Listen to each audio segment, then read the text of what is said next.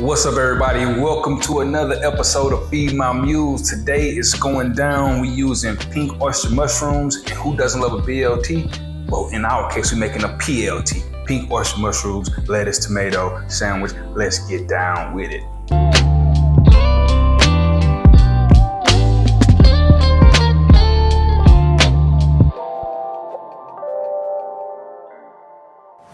All right, so this episode is going down. First, I want to thank Lone Star Mushroom for providing us these beautiful pink oyster mushrooms. Now, these pink oyster mushrooms, I mean, all of the mushroom variations have a different quality or something to offer. These just so happen to kind of taste like bacon. I don't know how, I don't know why, but it does. And we're gonna jump down and see if it actually makes a good B.L.T. All right, so the first thing we want to do is go ahead and start breaking these off. And so we want them to we're gonna flatten them when we get ready to cook them, but we also want to make sure that we have some kind of body, right? So this right here is a little too thick, so we're just gonna cut it from the base. And for the safety guys, cut it from the base, just so we can kind of have some little flat pieces, right? And they just kind of peel. You just got to cut the base, and then you can peel the rest of it, right? So we're gonna cook these, marinate them, and then we're gonna press them down in the skillet and make sure we get them nice, crispy, and delicious. All right. So we're gonna go ahead and cut the rest of these up. Slide them like that. All right. So with this episode, man, we were thinking what better way to give somebody that sense of nostalgia or that old school feeling? And since I had these pink oyster mushrooms, why not go ahead and give y'all something like a B.L.T. Who doesn't like a good B.L.T? But in our case, it's gonna be a P.L.T. So who won't like a P.L.T? I'm pretty sure somebody gonna like it. We got our skillet heating up, and so I'm pulling out the old cast iron today, baby. So we just want this to heat up here so it's hot enough to when we get ready to actually cook. And then we're taking this patty press, right? So we're gonna take that. It's about maybe 1.5 pounds, 2 pounds. It's gonna smush them right down after we marinate. All right. So the marinade is very simple. We're using coconut aminos. So this is a soy-free situation. All right. All right, so I'm gonna build it with the seasoning. So we got the coconut aminos in there. So it's just like soy sauce, minus the soy. So then we're gonna take in about 2 tablespoons of smoked paprika.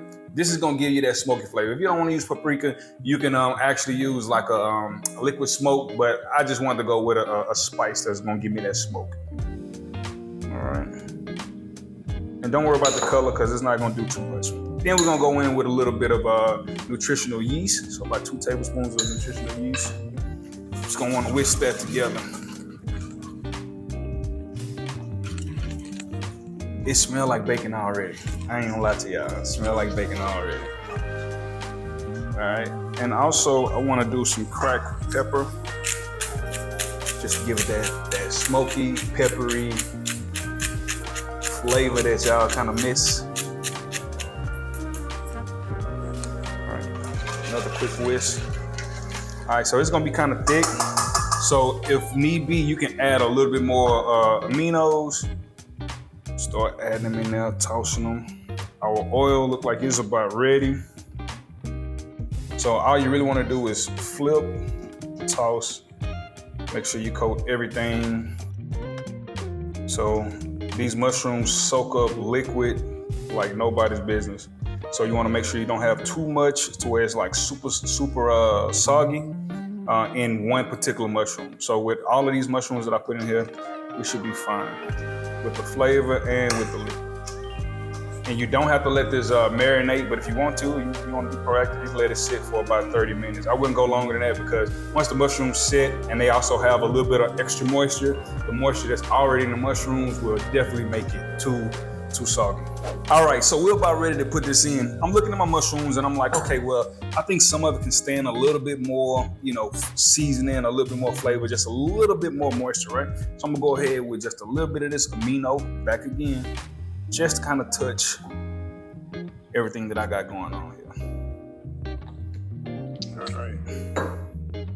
And again, just kind of flip them, make sure that they kind of get that liquid evenly distributed. And I think we're ready to go. All right. So our cast iron is very hot. So once I put it in, once you put it in, it's probably gonna, right? That's okay, all right? That's what we want. It's looking and smelling like bacon already. That's crazy.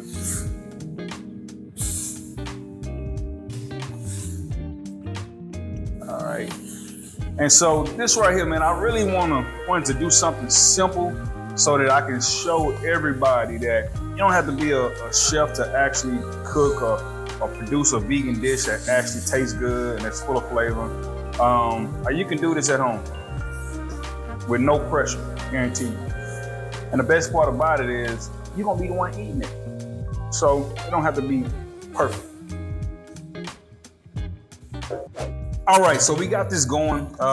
It's looking like it's doing all right. We want to keep it at about medium to high heat. And so now we can start pressing down with our patty weight, or burger weight.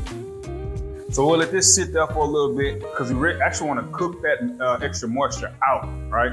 And you can put this in the oven and it'll be fine, but we're trying to do this without putting it in the oven, okay? So the next thing you want to do is, y'all, you know, like I don't do anything simple, right? I go the extra mile just because I want to see how it's gonna play out. So with this one, I want to do a garlic aioli. So I'm simply gonna slice this garlic up as fine as I can. Because when I cook it, I want it to be like translucent and just melt in your mouth. Because I'm gonna add it to the mayo and add it to my bread. Okay. Just want to get it as thin as possible. Sometimes my wife is like, "Hey man, I just want something simple tonight. I appreciate everything you're doing, but just give me something simple tonight." That hurts sometimes. All right, so we're gonna take this weight and press it down again. Let's see what that do for us. All right. So I've already gotten this thing going. So we're just gonna hit it with a little bit of olive oil, and we're gonna cook this. Just saute the garlic just a little bit. We just want enough saute action just to kind of cook these through a little bit.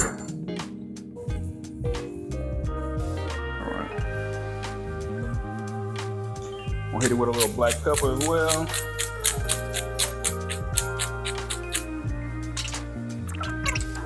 It's right there in the middle, and they should be fine. Then let's talk about our bread, right? A sandwich ain't a sandwich if the bread ain't right. So I just picked this up from Whole Foods, and it's amazing. I've had it before. This is a sea salt ciabatta. Sea salt ciabatta. I don't know if that don't sound good, I don't know what does. So again, I don't know how to make things small. To me, I'm looking at, this could be 2 sandwiches. My wife is looking at this, is like, okay, it's probably 3 to 4 sandwiches. But I'm gonna make it big anyway. I don't care. All right, so we just cut it in half.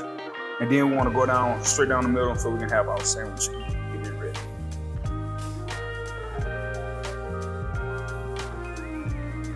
All right, perfect, porous, spongy bread, and it's vegan. It's gonna be delicious. Let's check on my garlic. It's already starting to talk to me. All we want this to do is to be soft. It don't have to be burnt, it don't have to be crispy, we just want it soft. All right, so we flip them over a couple times and look at the beautiful color we got on there. So along with the beautiful color, we also have a lot of seasoning that's left in this cast iron. So I'm gonna take a little bit of vegetable stock and just heat it just a little bit. And we're gonna let some of this seasoning come up with this vegetable stock. And since the heat is up pretty high, the seasoning that's at the bottom of this thing is just gonna add to the flavor of this P.L.T. So I'm gonna turn it down just a little bit. And then we're gonna press it down again, all right? So these are actually pretty ready. I'm just gonna turn it on low so I can keep it going a little bit. The garlic is also ready as well. Looking good. We got it a little crispier than we wanted, but it's all right because it's gonna be nice and soft when we go to put it on our bread. All right.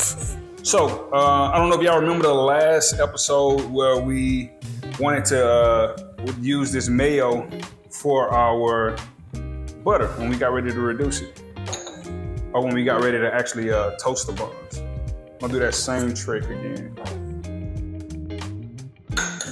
All right, hit it with a little bit of cracked pepper on both sides. All right, guess what? I'll spread that garlic out. And I'm gonna do this. Hopefully we can get both of them in there. See how I just stuck to it? It's looking good. So flip this over and we'll take the rest of that. All right, so we're gonna let that toast up. And then while we're doing that, we'll go ahead and get our tomato ready. So the tomatoes, man, can make or break your B.L.T, P.L.T, whatever dish you're making. So these right here are steak tomatoes. I wanted a steak tomato because I just wanted something big, juicy, even though I don't particularly like thick tomatoes, which is why I'm making them thin. Just that way it'll give us nice, good, even bites in between each bite of that sandwich. All right, so we went on ahead and flipped these ciabatta pieces over. And man, when I tell you, nice, crispy, like I told you, the garlic is gonna continue to cook in with the mayo, in with the black pepper. It's about to be amazing. All right, so we went on ahead and we pulled that off. The garlic looks nice, caramelized. It's soft on some sides, crispy on others, but it just goes perfect with this bread. Come on, it's about to go down. So we're gonna take this off as well. And they are looking amazing as well, looking like some pieces of bacon in that thing, if I do say so myself. So we're gonna go ahead and start building this sandwich, right? So I'm just using some butter lettuce, which, hey, I think is soft, fluffy enough to give us the bites that we want. And it's not, full of moisture like iceberg lettuce. All right.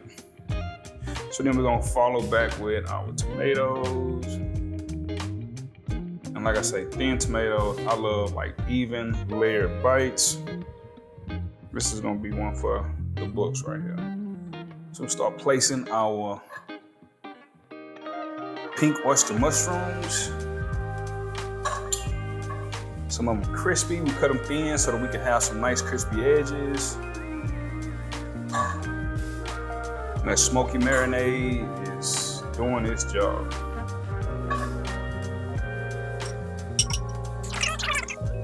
Nothing like a nice lathered up sandwich. All right, so we're gonna go ahead and top that thing just like that. Oh my goodness. And like in the words of my son, oh my goodness. Oh my goodness. All right, so y'all know what time it is. It's time to feed the muse, baby. So Chassie, let's go. Come on over here, muse. Let's get this thing going. Hey. So you already know what I'm cooking. So go ahead and grab your bite and let's see what we got. It looks right, good. so this is our P.L.T. So it's the Pink Oyster Mushroom. Yeah, Pink Oyster Mushroom. Oh. I know, right? Yeah, Pink Oyster. Let's see if it actually tastes like that.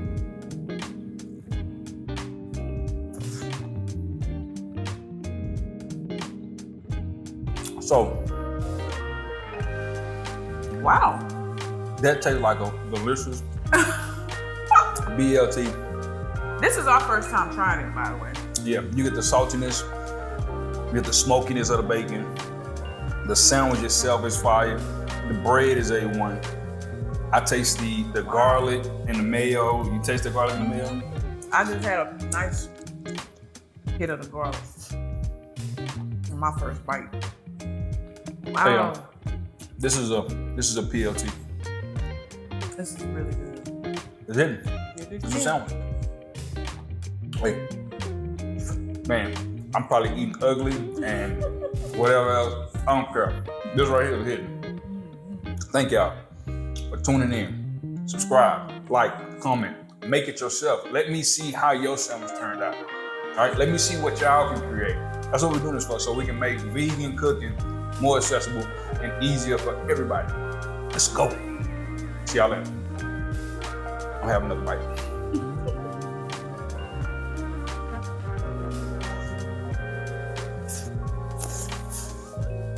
Man, that mother really kind of make Well, hit.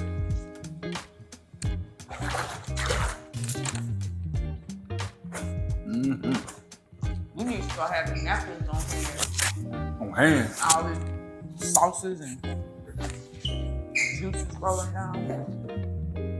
Jesus Christ.